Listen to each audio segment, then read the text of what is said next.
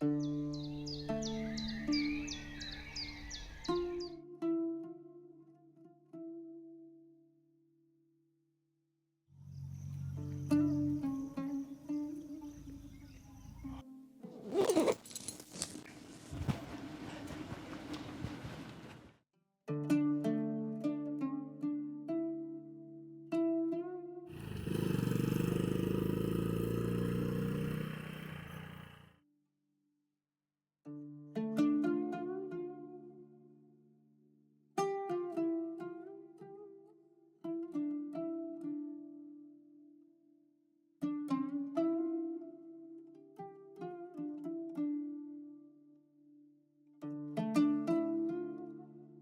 Mister गेले 15 जानेवारी 2012. माझं वय तेव्हा 26 वर्ष होतं, 26.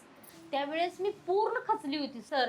मी रात्रीचा विचार केला की माझ्या ह्या 2 मुली आहेत त्यांना तर जगवायचं आहे, नुसतं जगवायचं नाही, त्यांना खूप मोठं करून त्यांच्या पायावर उभा करायचा आहे. पण आपण खचलो तर मुली नाही त्या आपल्या जगू शकत, मुली नाही त्या आपल्या शाळा शिकू शकत. आपण जगलो तर आपल्या मुली जगतील, तर आपल्या मुली पुढे जातील. मी जिद्द ठरवली, आधी आपण जगायचं. 14वा दिवस मिस्टरांचा आणि आयुष्यातला तो माझा पहिला दिवस. जो नवीन आयुष्याला मी सुरुवात केली. 16 सोमवार महादेवाचे मी उपासना केली, पाया पडले. आजपासून माझी जिंदगी नवीन चालू झाली. मी माझ्या महिलांना जाऊन बोलले, मला शेतात मध्ये तुमच्याबरोबर कामाला घ्या. माझा त्यावेळेसचा सुरुवातीचा 80 रुपये रोजगार होता. रोजगारावर जायची. 80 रुपये रोजगाराने मी कामाला जात होते. 7 ते 12 ही माझ्या कामाचं टायमिंग. पहाटे 5ला उठायचं, मुलींच्या शाळेचं डबं तयार करायचं, पटपट भांडी आवरायचं. मागायला राहिलेल्या माझ्या मुली करत होत्या, आवरून त्या शाळेला जात होत्या. मी आपलं कामाला जायची. नंतर 80 रुपये मला वाटायला लागलं की 80 रुपयातलं 40 रुपये घर खर्च आणि 40 रुपये बँक बॅलन्स करायचा होता. पण 40 रुपयात मला भागीना झालं. मग मी महिलांना म्हणले, मला सकाळपासून 5 वाजेपर्यंत कामाला घ्या, म्हणजे 80 दोन्ही 80 160 रुपये मला मिळते. ती 80 रुपये मी बँक बॅलन्स करीन, 80 रुपये माझ्या पोटाला घालीन, माझ्या मुलींचा सांभाळ करीन. मग मी डबल कामाला जायला लागली सर.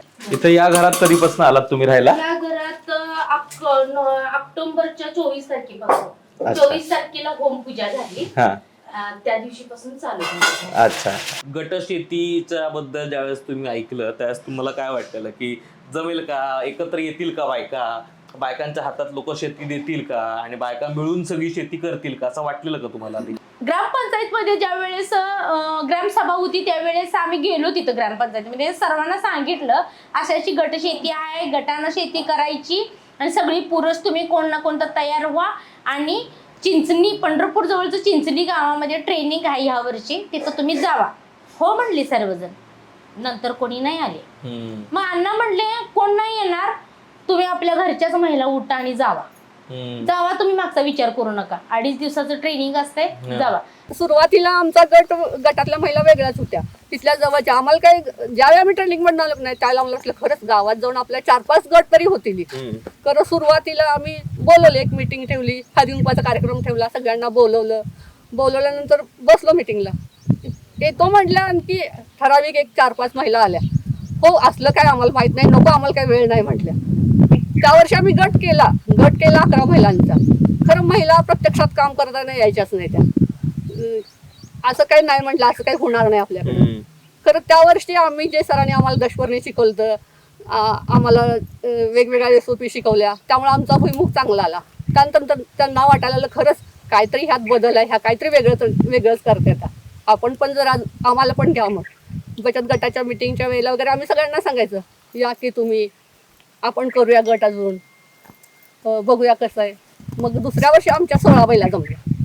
ज्या पद्धतीनं खरं तर मी पहिल्यांदाच महिलांचे गट असतात, शेती करतात, या कॉन्सेप्ट सोबतच माझी पहिल्यांदा ओळख झाली. ज्यावेळेस महिला इतक्या मोठ्या प्रमाणात शेतीमध्ये पार्टिसिपेट करतात, सगळं स्वतःच्या हातात घेतात आणि स्वतःची काहीतरी गोष्ट त्यातनं एक विश्व उभं करतात, आणि यात तुमचं पण एक काहीतरी कॉन्ट्रीब्युशन असतात. हे सगळं बघितल्यानंतर तुम्हाला काय वाटतं? आता बघा, तुम्ही ग्रामीण भागात जर आपण फिरलो, कुठे जावा तुम्ही, शेती ह्या महिलाच करतात. म्हणजे शेती नावावर पुरुषाची आहे पण करणाऱ्या ज्या आहेत त्या महिलाच आहेत. हो. आणि त्याची कारणं पण बघायला गेलं तर काही कारण आहेत की लग्न होऊन झाल्यानंतर इकडे येतात. मग दुसरा म्हणजे उदरनिर्वाहाचं साधन हे शेतीच असतं. बरोबर. आणि मग ती शेती फेल जाऊ नये, त्यातनंच आपलं कुटुंब चालावं. म्हणून अनेक ठिकाणी जर आपण पाहिलं तर त्या महिलाच ह्या शेती करताना पाहतात आणि म्हणजे दिसतात आपल्याला.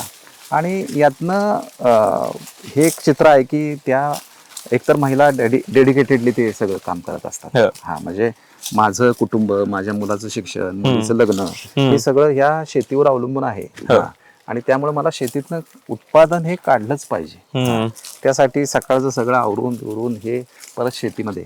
आणि तेच चित्र मला वाटतं की आज त्याचा म्हणजे असं झालं की पाणी फाउंडेशन जेव्हा सुरू झालं त्यावेळेला प्रशिक्षणाला देखील महिलांची संख्या ही जास्त आहे पुरुषांच्या पेक्षा. बर. हा म्हणजे आता एकूण गटांपैकी किती गट महिलांचे बनतात? म्हणजे जे गट बनलेले आहेत त्यातले 60% गट महिलांचे.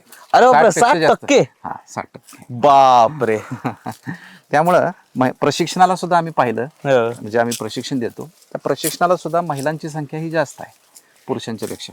जे गट पुढे तयार झालेले आहेत त्या गटांची संख्या सुद्धा पुरुषांच्या पेक्षा जास्त आहे. हा आणि आता जे नंतर गट बांधल्यानंतर सुद्धा प्रत्यक्ष शेतीमध्ये कृती, ज्ञान घेऊन कृती, ह्याचं पर्सेंटेज सुद्धा महिलांचं हे जास्त आहे. क्या बात आहे. मग मी बचत गटात कुठं पैसे भेटतात का बघितलं. म्हणजे मला शिलाई मिशनीचं डोक्यात आलं. शिलाई मिशन आपण घ्यायची आणि नाही आपल्याला ब्लाऊज आलं तर गोदड्या तर शिवायला येतेल्या, काय तर छोटं मोठं तर शिवून देऊ शकतो. बरोबर. तर मग मी बचत गटातल्या एका अध्यक्षकडे गेले तर त्या अध्यक्ष मॅडमनी सांगितलं की हो आम्ही तुम्हाला कर्ज देऊ शकतो पण तुम्ही गटात यायला पाहिजे. मग मी बचत गटात सामील झाले. त्यावेळेस 50 रुपये बचत होते. त्या बचत गटातून अंतर्गत कर्ज काढलं मी. 3000 रुपये मी कर्ज काढलं त्यांच्याकडून आणि ते 3000 रुपयाची मी शिलाई मिशन घेतली आणि त्या शिलाई मिशनीतनं मी हळूहळू गोधड्या शिवायला लागल्या. म्हणजे माझं जकडं झालं 160 आणि हे त्यावेळेस माझा गोधडीचा दर होता बघा 120 रुपये शिंगलला. तर ते 120 रुपयाच्या निम्म 60 रुपये म्हणजे 160 आणि हे 60 220 रुपये बॅलन्स माझा रोजचा चालू झाला. म्हणजे असं हळूहळू वाढू लागलं.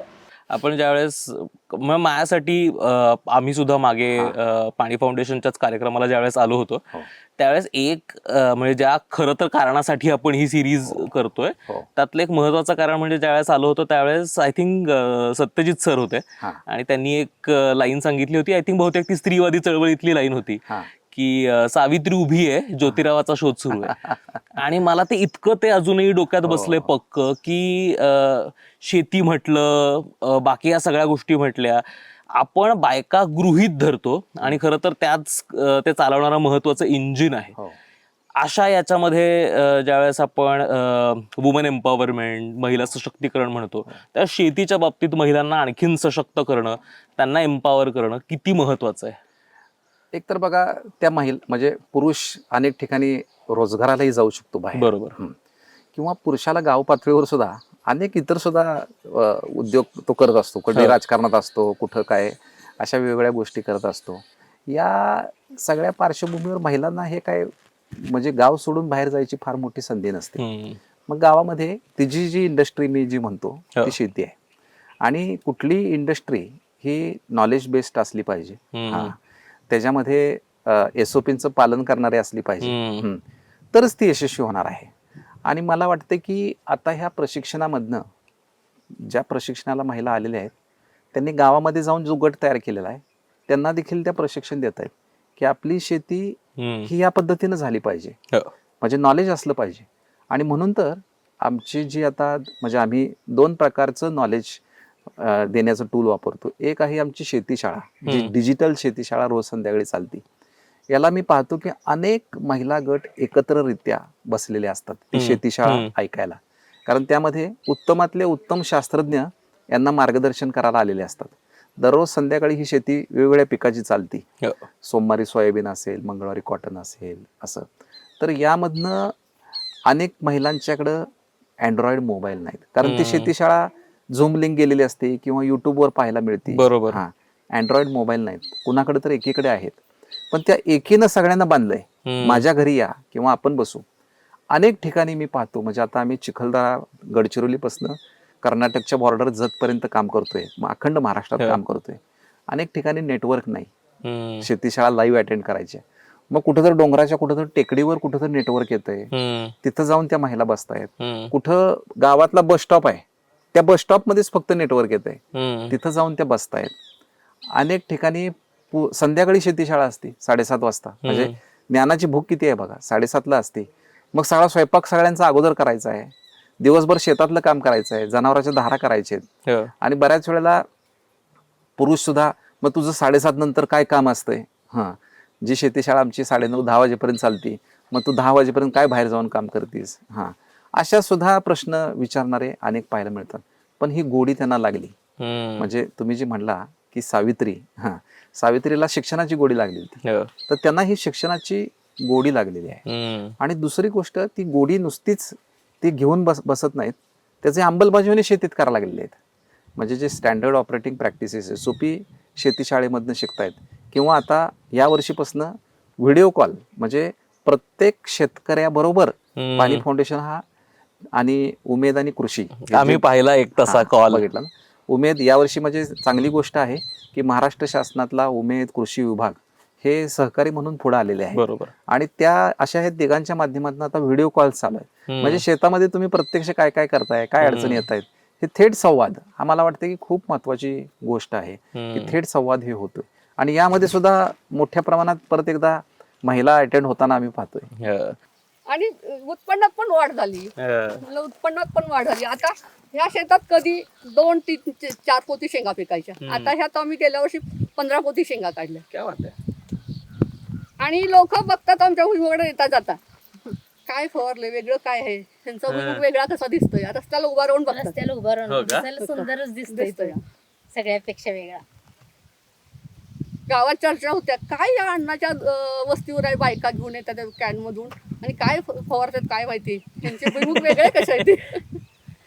आता तुम्ही पाणी फाउंडेशनच्या माध्यमातून पण बायकांचा गट केलेला आहे आणि तुम्ही बायका मिळून शेती करता, तर बायकांच्या हातात गोष्टी आल्यावरती गोष्टी घडतात का, तुम्हाला काय वाटतं? सुरुवातीला संकटी असते तीच, प्रत्येक गोष्ट प्रत्येकाला संकट आल्याशिवाय, दुःख आल्याशिवाय त्या गोष्टीच्या परिस्थितीतनं ती व्यक्ती जात नसत्या. पाणी फाउंडेशनचा असो किंवा एखादी महिला ती स्वतः पायावर उभा राहायची असो, एखाद्या महिलेचं दुःख तिच्या पोटी पदरी पडलं त्यामुळे ती डगमगली नाही, ती जिद्दीनं उभा राहिली आणि ती तिच्या मुलींच्यासाठी एक सावली म्हणून आधारस्तंभ झाली. तसंच गटशेतीतलं पण आहे. सुरुवातीला पण आमच्या गटशेतीतल्या महिला ह्या काय अशा सहजासहजी उभा राहिल्या नाही. त्या सुरुवातीला आधी त्या घरातल्या महिलांनी त्यांच्या घरातल्या लोकांना कन्व्हिन्स केलं, मला शेती द्या, थोडी द्या, मी करून दावते तुम्हाला. पण पुरुष शेती नाही, त्यावेळेस त्यांचे मिस्टर म्हणायचे, तू काय करतेस, आम्ही करून करून म्हातार झालो, आमच्याच्यानं काय झालं नाही, किती उत्पन्न असं निघणार आहे, किती पेरणी अशी करणार आहे तुम्ही, तुम्हाला काही देणार नाही आम्ही शेती, तुम्ही घरात गप बसा, नाही तर तुम्हाला सांगेल तेच उद्योग करा. महिलांनी कन्व्हिन्स केलं, हात जोडलं, एवढ्या वर्षी द्या, एवढ्या वर्ष करून बघा, पुढल्या वर्षी मग आमचं बघा. एवढ्या वर्षी कशी तर कन्व्हिन्स करून भांडण, त्यांच्या घरात काही काही जणांच्या भांडण सकट झाली, ती नवरा बायकोची बोलणं सुद्धा नव्हतं, पण त्यांनी घेतली शेती. आमच्या इरची अशी मजा असते की आम्ही सकाळी लवकर 8 वाजता घरातून जातो. एके दिवशी आम्ही नियोजन करतो, आज सगळ्यांनी रिलायचं करायचं आणि डबे आणायचे नाहीत, आपण शेतातच बनवायचं, शेतातच आम्ही भात आमटी बनवतो. इतकी मजा असते, काम केलेल्याचा आनंद वेगळाच असतो. आणि तो जेवण आणि सगळ्यांनी एकत्रित पिकनिकला गेल्यासारखं. मला हे रिजिक बद्दलच विचारायचं आहे की 4 लोक एकत्र आली आणि सगळ्यांसाठी एकत्र काम केलं, हे ना कॉन्सेप्ट म्हणून मला खूप आवडतं की ना ऐकायला ऑन पेपर की माणसं कशी एकत्र येतात आणि काम करतात, पण हे खरं होतं का? कारण आम्ही आजूबाजूला हे बघतच नाही, कारण शहरांमध्ये सगळे फ्लॅटमध्ये राहतात, समोरच्या घरात कोण राहतोय हे आपल्याला बऱ्याचदा माहीतही नसतं. अशा वातावरणात हे माझं माझं माझं आणि हे माझंच असं इथपर्यंत आपण आलोय. अशा वेळेत हे इगो बॅटल्स नाही होत का, मी नाही येणार तुझ्या शेतात काम करायला, मी त्याच्यासोबत का काम करावं, असे लोकांना एकत्र आणणं हा मला वाटतं सगळ्यात मोठा चॅलेंज असेल. तो का नाही येतो तेवढा मोठा चॅलेंज? सांगतो त्याचं खरं यश कुठं दडलंय माहितीये का? म्हणजे तुम्ही येणारा प्रत्येक माणूस हा ब्लँक आलेला असतो आमच्या प्रशिक्षणामध्ये. ह्याचं खरं जे आहे म्हणजे बीज प्रक्रिया म्हणतो आम्ही की कुठंच घडती ती आमच्या 3 दिवसीय प्रशिक्षणामध्ये घडते. 3 दिवसीय प्रशिक्षणामध्ये जे लोक आलेले असतात त्यांना 2 गोष्टीचं आम्ही महत्त्व शिकवतो. एक आहे ज्ञानाचं महत्त्व आणि एकत्र आलं तरच प्रश्न सुटणार आहे ह्याचं महत्त्व. त्यामुळं जो व्यक्ती आमच्या प्रशिक्षणाला आलेला आहे ना तो नंतर भारावून जाऊनच काम करतो. आणि हे सृष्टी बदलायला फार लोकांची गरज आहे अशातलं अजिबात भाग नाही. म्हणजे गावामध्ये एखादी पाणी पुरवठ्याची विहीर जर दूषित झाली तर त्यामध्ये ग्रामपंचायत काय करते तर TCL पावडर टाकते. ती किती टाकते तर 1000 लिटरला 5 ग्रॅम टाकते. मग त्या TCL पावडरचा टँकर आणून उभा करत नाही त्याच्यापाशी, 5 ग्रॅमच लागते. हा समाज सुद्धा दूषित झाला आहे. त्या दूषित झालेल्या समाजाला पूर्ण समाज पाहिजे असं नाही. थोडे लोक सुद्धा म्हणजे स्वातंत्र्यपूर्व काळामध्ये सुद्धा अख्खं राष्ट्र उभं राहिलं नव्हतं एकदम. ठराविक लोक उभं राहिले होते की ज्यांनी ह्या देशाला स्वातंत्र्य मिळवून दिलं. मला वाटतं की ती एकत्र येण्याची प्रक्रिया करणारे लोक नाही, जे लोक नाहीत समाजामध्ये की बाबा आपण एकत्र येऊन काय तर काम करूया. आणि आपला देश कसा आहे, एक मी सांगतो की एक ढकल स्टार्टवाला आहे, त्याला ढकलणारा कोणतं लागतंय आणि चार्जरवाला आहे. म्हणजे जोपर्यंत तुमचं चार्जिंग चालू आहे ना तोपर्यंत पळतोय.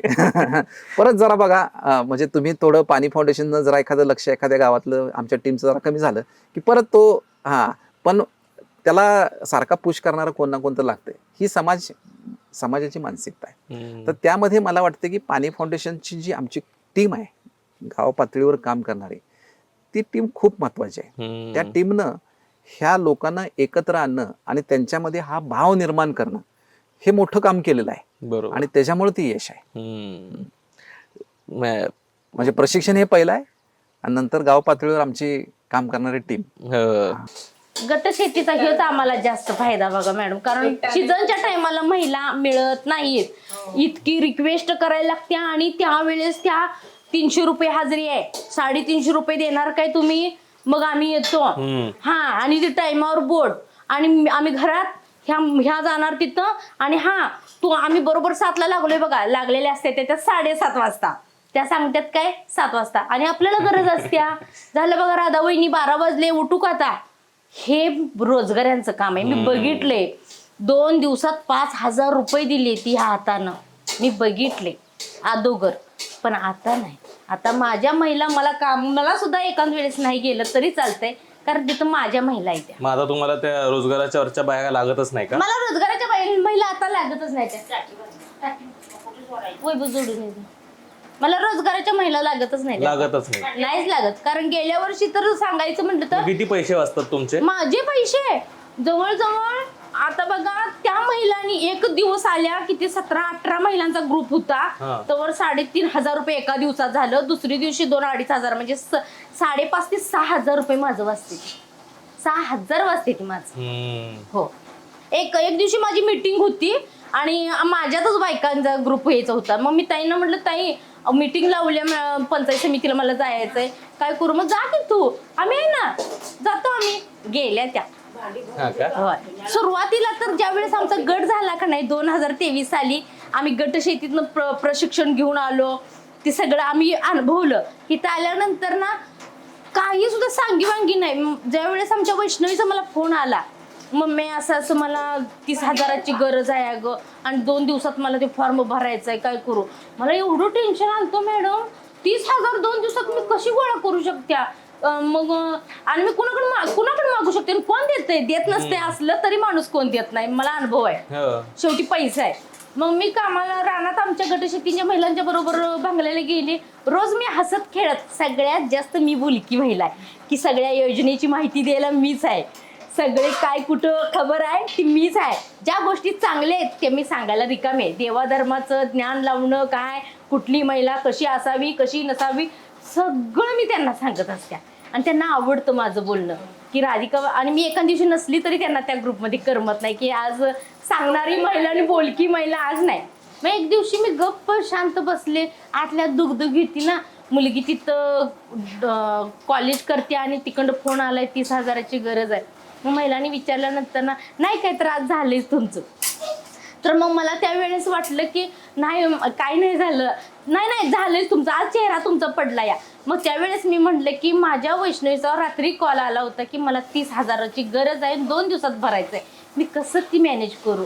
मग माझ्या महिला म्हटल्या एवढं टेन्शन कशाला घेत्यास, 15 महिला 2-2 हजार रुपये जरी काढलं प्रत्येकीने तर एका दिवसात तुझं 30,000 रुपयाची जमा होईल. आणि ह्या महिलांनी तसंच केलं मॅडम. संध्याकाळी 7 पर्यंत प्रत्येकीने 2-2 हजार रुपयाची काढले आणि मला 7 पर्यंत 30,000 रुपयाची जुळणी करून दिली. ही आहे गटशेतीची ताकद, ही गटशेतीची ताकद आहे खरंच. मला असं कधी वाटलंच नव्हतं सर की माझं घर माझ्या हिमतीवरती होईल, असं मला कधीच वाटलं नव्हतं. मला फक्त वाटायचं की मुलींचं शिक्षण पूर्ण करायचे आणि काय मुलीच बांधतेले माझं घर. मला वाटलं नव्हतं. काय करत होता मुली?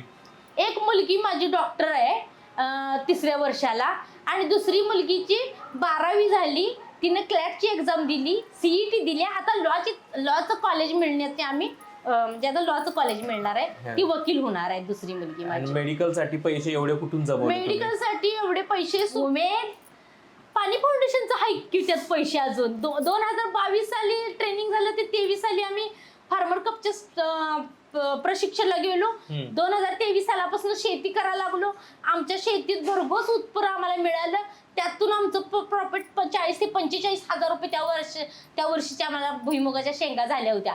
आम्ही बियाणं 300 रुपये किलोने विकलं होतं. म्हणजे 2023, 24, 25 ला हे आम्हाला त्याचं एक कमीत कमी त्याचं 1 लाख रुपये माझं साठलं होतं. फार्मर कपचं उमेचं एक 60,000 रुपये साठलं होतं. आणि पेन्शिलीचं बालसंगोपनची एक योजना होती, त्या मुलीनं माझ्या पेन्शिल मिळत होती 6 महिन्याला 30,000 रुपये, म्हणजे वार्षिक 60,000 रुपये. आणि आपलं रोजगार आणि शिलाई काम, ह्यातून सगळ्यातनं माझं 1, 2, 2.5, 3 लाख रुपये माझं साठलं होतं. मग त्यात ते माझा आधार होता. एक वर्षी जास्त पाऊस झाला, शेंगा भरपूर, पण शेंगा सगळ्या भुईत आणि वेलच तेवढं हातात आलं होतं. पण त्याला महिला भरपूर लागत होत्या, रोजगारी तर भेटतच नव्हती. आणि रोजगार मग आपल्या गटशेतीतल्या महिला आहेत ना, सगळ्यांनी निर्जित करून पूर्ण अशी माती चाळून शेंगा काढल्या त्यातल्या, आणि शेंगा झाल्या पण भरपूर.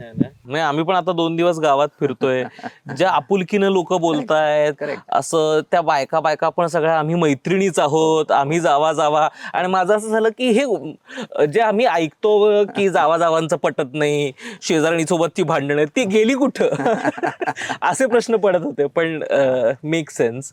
ऑन अ पार्टिंग नोट मला हे विचारायचं आहे की ज्या पद्धतीची शेती आता महाराष्ट्रात होते किंवा भारतात होते, याला पुढच्या टप्प्यावरती जाण्यासाठी एक तर हा पुढचा टप्पा काय असला पाहिजे, कारण आता आपण काय टप्प्यावर आहोत याचाही मी जाणकार नाही, तर आता आपण काय टप्प्यावर आहोत आणि याचा पुढचा टप्पा काय असू शकेल, ते जाण्यासाठी आपल्याला काय करणं अपेक्षित आहे? आता बघा, सगळ्यात मोठं जगातलं संकट मला वाटतं की 1 नंबरचं संकट कुठलं आहे, ते वातावरण बदल आहे. आणि या वातावरण बदलामध्ये जर सगळ्यात मोठा फटका कुणाला बसणार आहे, तर पाणी वापरणाऱ्या घटकाला बसणार आहे. पाणी वापरणारा घटक सगळ्यात मोठा कोण आहे, तर तो शेतकरी आहे. तर यामध्ये मला वाटतं की गाव पातळीवरती आता हे जे काय आपले संघर्ष आहेत ना, खूप छोटे आहेत ह्या वातावरण बदलाच्या पुढे. बरोबर. म्हणजे गाव पातळीवरचं आपलं राजकारण, जातीभेद, एकमेकांच्या विषयी असलेला द्वेष, इगो, हे जे आहेत ना, हे खूप छोटे आहेत. या सगळ्या पार्श्वभूमीवर गाव आणि शहर यांनी फक्त वातावरण बदलाला आपण कसं फाईट करू याचा पहिला विचार केला पाहिजे. आणि यामध्ये मग गावामध्ये जर पाणी नसेल तर पाण्याच्यासाठी, कन्झर्वेशनसाठी, म्हणजे जे काही तुम्हाला निसर्ग देणार आहे त्याच्या साठवणुकीसाठी जेवढं काही करता येईल तेवढं केलं पाहिजे. तुम्हाला काय वाटतं? आणि बायकांच्या हातात पैसा असणं किती गरजेचं आहे? खूप गरजेचं असतो का पण बायकांच्या हातात पैसा? बायकांच्या हातात पैसा असतो, कारण त्याच्या मिस्टरांनी बाजारला दिलं, त्यातलं 2 रुपये काढून एका डब्यात ठेवायचं. आणि काय गेलं, अशा काय महिला आहेत की बाजारला देऊ दे, काय घरात काम असलं साहित्य आणायला देऊ दे, त्यातनं पैसा साडी घ्यायला देऊ दे, त्याने 1000ची साडी म्हणून सांगतील आणि 700 रुपयाची आणतील आणि 300 रुपये त्यांच्या डब्यात ठेवतील. त्या महिला आहेत काय अशा सक्षम झालेल्या महिला आहेत त्या की त्यांच्या मुलाबाळांचा विचार असतोय, त्या महिला बाजूला काढून ठेवू शकते. आम्हाला ॲक्च्युली खूप अभिमान वाटतो, कारण ना म्हणजे अशा केसेस आहेत आमच्या, ज्या आमच्या फ्रेंड्स आहेत, त्यांचे पप्पा नाहीत किंवा सिंगल पॅरेंट आहे, त्यांना ज्यावेळी त्यांचे 10th, 12th प्रायमरी एज्युकेशन जेवढं झालं त्याच्यानंतर लगेच त्यांच्या लग्नांचे वगैरे सीन ऑन झाले. म्हणजे त्यांना शिकायचं जरी होतं तरी त्यांना ते मिळालं नाही. पण माझ्या आईनी तसं नाही केलं. म्हणजे एवढं आमची परिस्थिती आता थोडी बेटर आहे, पण आधी खूपच खराब होती. तरी त्यावेळी सुद्धा तिने ती एक जिद्द ठेवली की आम्हाला शिकवायचं आहे ना, आम्हाला काहीतरी करायचं आहे. सो खूप अभिमान वाटतो आम्हाला. कसं वाटतं स्वतःच्या घरात राहून आता? स्वतःच्या घरात राहणं म्हणजे असं पहिलं दुसऱ्यांच्यात जात होतो, बहिणींच्यात जात होतो, बंगल्यात राहत होतो, झोपत होतो, आनंद नव्हता ना. ते काय आपलं नव्हतं. म्हणायचं आपली झोपडी जरी असली तर आपल्या सत्तेची. आणि आता तर माझं हे घर नाही, माझं राजमहल आहे, माझं ताजमहल, माझं मंदिर आहे. ह्या मंदिरात कसं वाटतंय, जिथं मंदिराचे आपण दर्शन घ्यायला गेलो किती आनंद वाटतोय, तेवढा आनंद ह्या घरात वाटतोय की स्वतःचं घर माझं झालं आणि आता काही टेन्शन नाही, गळणार नाही, काय नाही, कसलंच काळजी नाही. आता खूप शांत वाटतंय. ही गोष्ट फक्त एका शेतकरी महिलेची नाही, ही गोष्ट आहे स्वाभिमानाची, आईपणाची आणि तिने केलेल्या कष्टाची. संकट कितीही मोठं असलं तरी माती माणसाला पुन्हा उभं राहायला शिकवते याची. ही गोष्ट आहे मातीतल्या माणसांची. एकजुटीने पेटलं रान, तुफान आलं या काळ्या भुईच्या भेटीला, हे आभाळ आलं या. ढेगाळ माय मातीच्या ह्या डोळ्यात जागली या आस, घेऊन हात हातामंदी घेतला लेकरांनी ध्यास. लई दिसानी भारल्या वाणी शिवार झालं